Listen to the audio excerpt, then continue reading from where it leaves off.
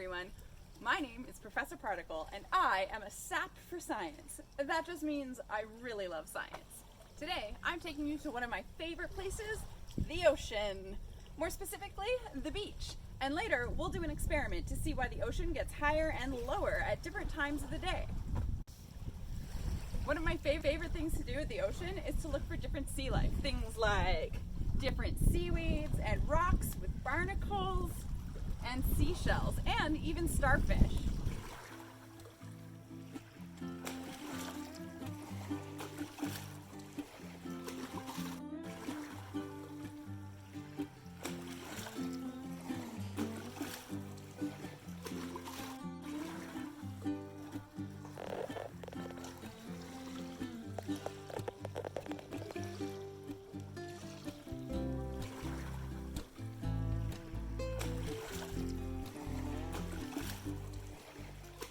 If I'm really lucky, maybe I'll spot some seals or sea lions or even some fish jumping.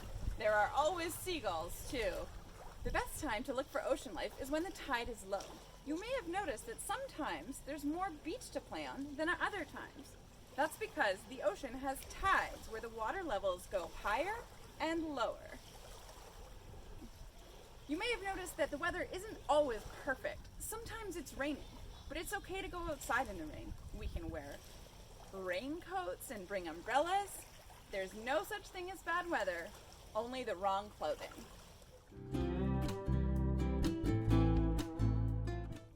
The animals and rocks and plants like seaweed that live at the beach make up an ecosystem. That just means they all need each other to survive. Removing the rocks or the plants or the seashells or even the animals like crabs or starfish can be harmful to the ecosystem, so it's best to leave them where they are. I like to take pictures or draw the things I see. That way I can still look at them when I'm at home. Like I mentioned earlier, when the tide is low, lots more beach is revealed to us, and so are more ocean animals like crabs and mussels and clams and starfish. Covering lots of the rocks at the beach are these little tiny animals. These are barnacles. They're not rocks, they're actually living creatures. Now that we've explored the beach and seen some really cool animals that are revealed to us by low tides, let's learn a little bit about why tides are a thing.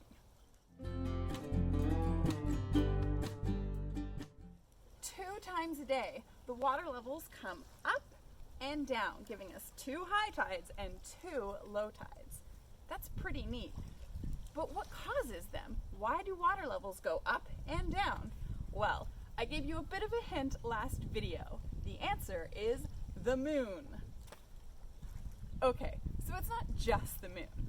Both the moon and the earth have gravity. Gravity is what makes things fall, and it keeps things close to the earth. If there was no gravity on earth, we'd float off into space, which might seem pretty cool, but I think it's best to stick around here. So how do gravity and the moon come together to make tides? That is a great question. Let's head back to the lab and explore it just a little bit further. Come with me.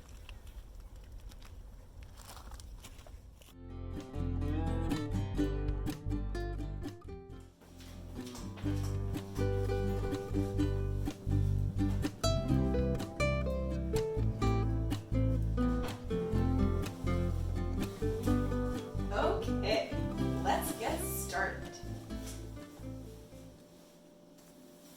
Welcome to the lab. It's time to explore a little bit more about the tides.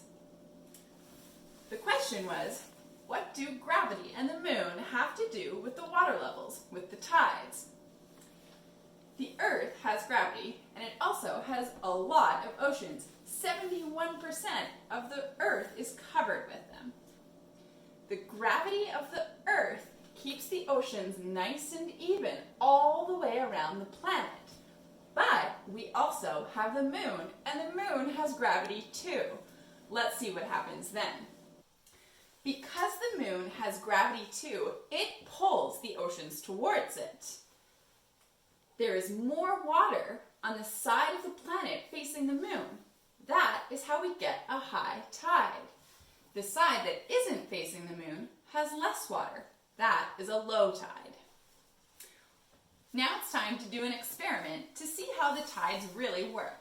For this experiment, all you're going to need is 2 balloons or balls that float in different sizes, one for the Earth, one for the Moon, a bucket that's halfway full of water, and you're going to need a friend.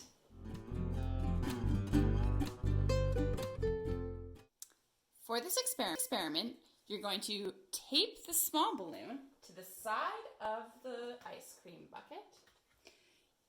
One person needs to hold the earth in the middle of the bucket. Now, the other person is going to squeeze the sides so that we can see a high tide and a low tide. Then, because the earth rotates, we can move the planet all the way around. This is how we get high tides on different parts of the world at different times. How cool is that?